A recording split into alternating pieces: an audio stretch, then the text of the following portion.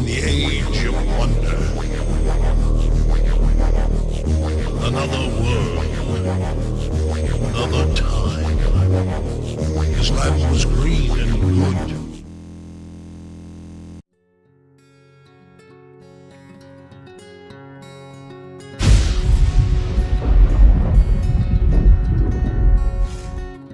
RPG A Day is an event that happens every year, and it's a series of questions, ostensibly one per day, which you're supposed to answer about role-playing games. I'm not going to remember to do it every day, so I'm going to do some videos, each one 10 minutes or less, perhaps a touch more, answering the questions, and hopefully you'll find them interesting.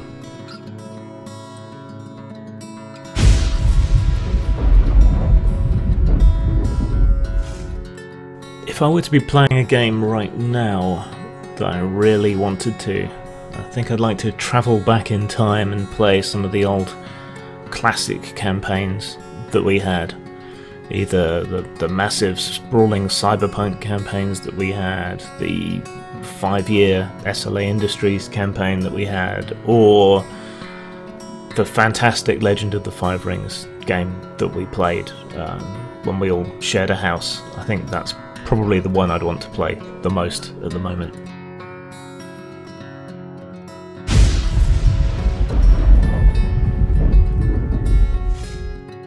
I've always liked China Mayville's new weird, particularly the new Crobazon books, so, you know, Perdido Street Station, Scar and Iron Council. But unfortunately the person who got the license was Gareth Skarka from Adamant Entertainment, who don't appear to actually do anything anymore for whatever reason. He's a bit opaque on that, and he's a bit of a bellend. But it's been 6 years. Normally licensing arrangements last for about 5 years. So maybe the rights have reverted and someone else can do a new Crobazon RPG? I'd love to. Get in touch, China.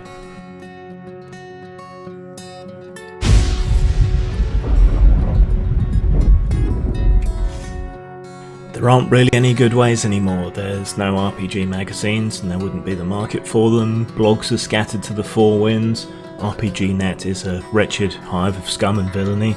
So really just word of mouth, social media. So, you know, if you like something someone's done, if you like something I've done, the best thing you can do for any designer, I think, is to spread the word and get it out there.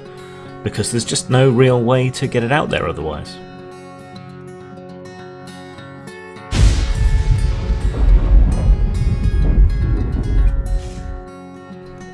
We have been mostly playing my friend Steve's Eclipse Phase game and my Iron Kingdoms campaign. In Eclipse Phase, I play a 20th century author whose frozen head was evacuated to the moon during the collapse and who has been reinstantiated into a new body. So it's kind of a authorial Buck Rogers reference, or yeah, there's plenty of others. My campaign, they're a mercenary company operating out of Five Fingers, and it's all building towards a climax. But I've had the shorter sessions, so we haven't made as much progress as I would have liked to. So I'm likely to be playing these games for a while longer yet.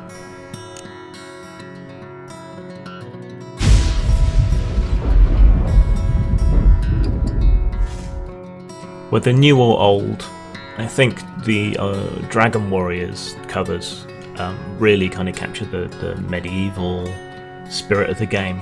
I think it's best played after a marathon session of watching the old 80s series Robin of Sherwood and yeah, some of the old classics like Krull or Hawk the Slayer, you know, films like that. Then settle in for a game of Dragon Warriors and you're set.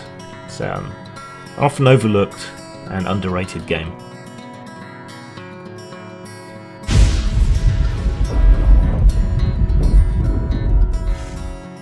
Ideally, I would want to set up a single game with a system that you can improvise in, so something like Storyteller or Cyberpunk or something like that, and play an ongoing campaign for that entire week, just improvising with me as the GM. That's ideally what I would like to do in such a circumstance.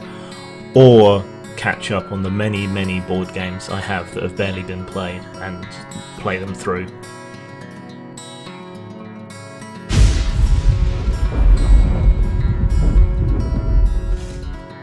I honestly don't think I could tell you there's been too many, and if I start listing into them I'm not going to get anywhere.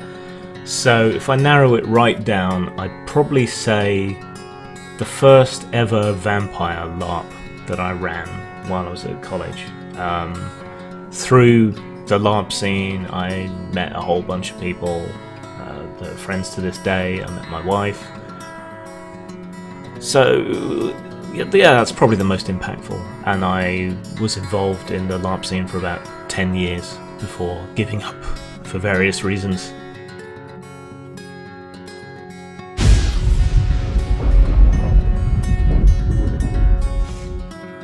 I don't think there really are any.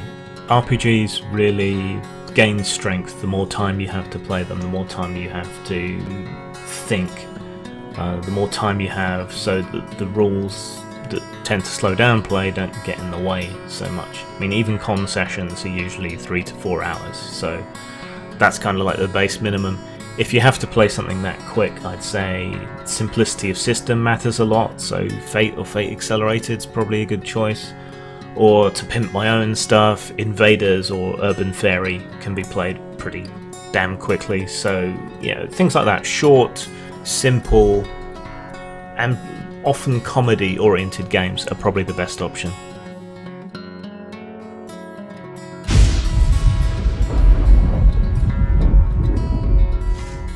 I'm not a fan of class or level-based RPGs, such as D&D, the traditional and defining class and level RPG. But I'm not a fan of them because they tend to break down at the higher levels and the longer you play them. I think the first few levels are where these games have their real impact, that kind of rags to riches, rapid ascent in power and so on. So I think games like D&D probably work best at lower levels for a limited number of sessions with a kind of definitive plot in mind. So I would say something like D&D or Pathfinder is good for short, plotted out seasons of games like this.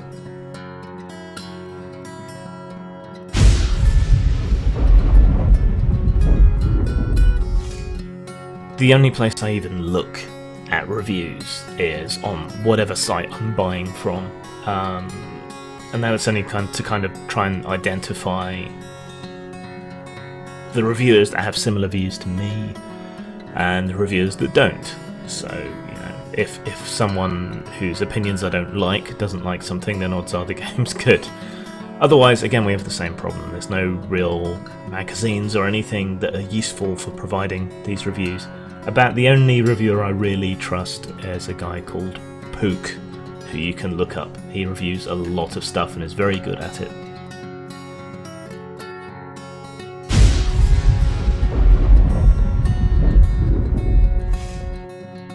There's been several attempts to do it, but I don't think any have really paid off. I'd like to see something like Twilight 2000 take off again.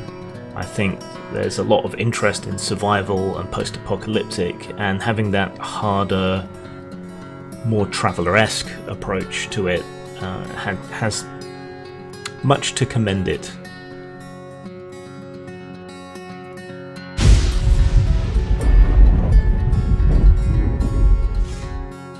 Games illustration is a tricky beast.